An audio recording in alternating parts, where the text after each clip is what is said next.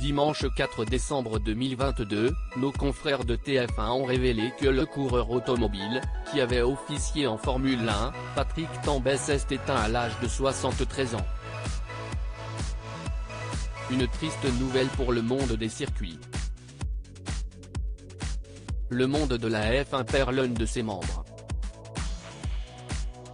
Il y a quelques années, Jules Bianchi était victime d'un grave accident sur la piste de Suzuka au Japon. Au 43e tour, le coureur percute un engin de levage qui était en train de retirer la voiture d'Adrien Sutil, accidenté quelques minutes plus tôt.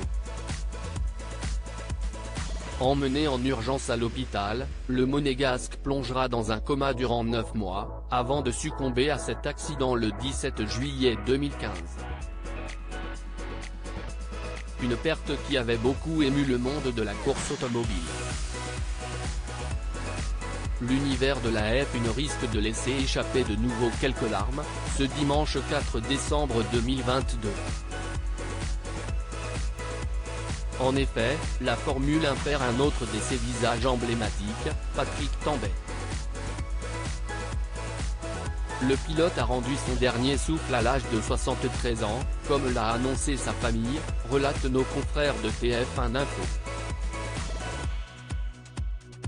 Une vie à 100 à l'heure après avoir mené un parcours de haut niveau dans le ski, il s'était intéressé aux courses automobiles.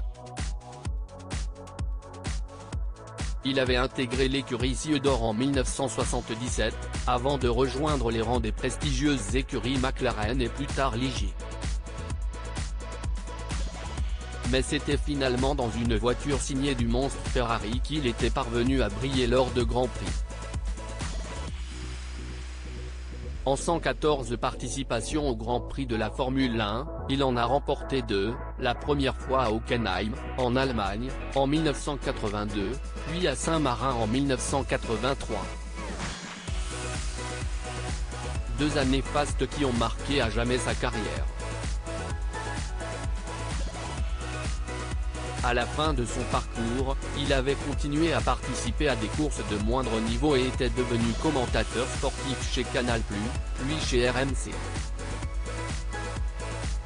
Patrick Tambay laisse derrière lui 3 enfants, Steve, Loïc né d'une première union et Adrien issu d'un second mariage. En 2010, l'ancien pilote a été diagnostiqué de la maladie de Parkinson. Opéré en 2014 au CHU de Grenoble, il se battait contre la maladie.